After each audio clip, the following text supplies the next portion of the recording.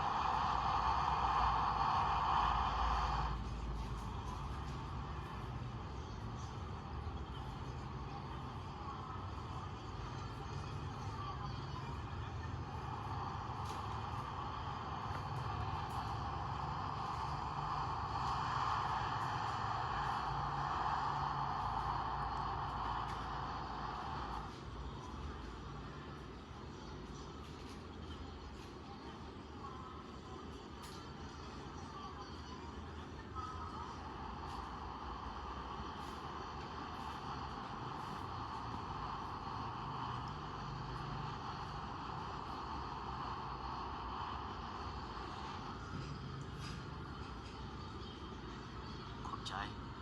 พอจะไปเด้อโดยเวลาพอไปฮอดพุ่นพออย่าลืมโทรมาเด้อบ่เป็นหยังลูกอยู่เพื่อนบ่ไปลินบ่ไปเที่ยวตั้งใจเรียนเด้อลูกเด้อโดยขอให้พ่อเดินทางโดยตลอดปลอดภัยไปละบ๊ายบาย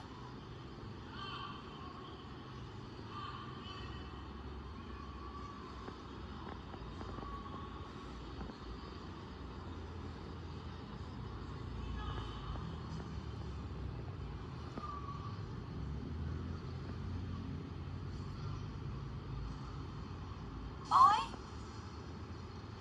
เป็นหยังบ่เป็นหยังสุคนจะตามกัน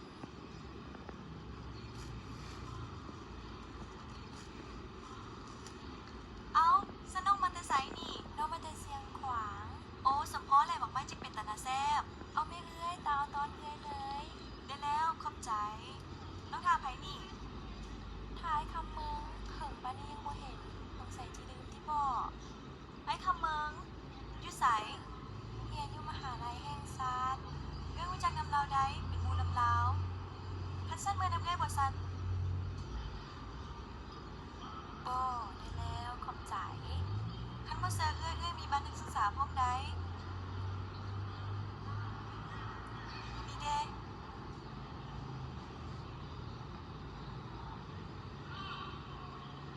ไปเนาะไปก็ได้ไป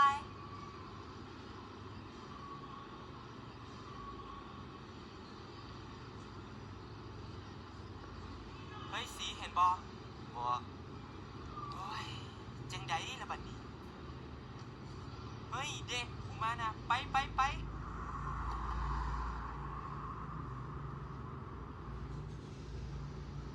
กูมา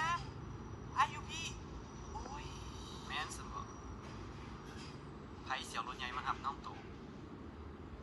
โอ้ยเฮาก็บ่ฮู้เด้แล้วเห็นแม่นอุมาแท้ได้ล่ะมันสิฮู้จักไผอยู่ในเวียงจันทน์ไปเมื่อนะอุมาแท้นะโอ้ยไปเมื่อไปเมื่อแม่ดีใจที่ได้พบกับคนเชียงขวางแม่เคยอยู่เชียงขวางเป็นหลาย10 ปีเห็นหน้าที่เชียงขวางก็คือเห็นหน้าพี่น้องขี้ๆนี่แหละพักกับแม่ก่อนเนาะลูกเนาะเจ้าแนวไหนแม่ก็เป็นห่วงใดยันอ้ายเจ้าที่เสาะหาลุ้นลูกอย่าลืมโทรหาอ้ายแล้วนะลูกเด้อเจ้าลูกหักสิโทรหาแล้วดอกอ้ายเราก็เป็นหมู่เดียวกันกับลูกนี่แหละแม่ก็เชื่อมั่นในตัวลูกได้ดูเบิ่งได้ลุ้นหักหมูหักน้องอย่าให้เพิ่นทุกข์ใจนำเด้อโดยแม่บ่จักอันสิอยู่บ่ฮู้ว่าทายเฮือนนี้มันไผกันแท้และไอ้เมืองเด้ปานนี้สิไปเซาเฮาอยู่สิเด้อโอ้ยเนาะสิไปซอกหาอุมาได้จังไดเนาะบัดนี้ก็จังว่าจังซั่นแหละ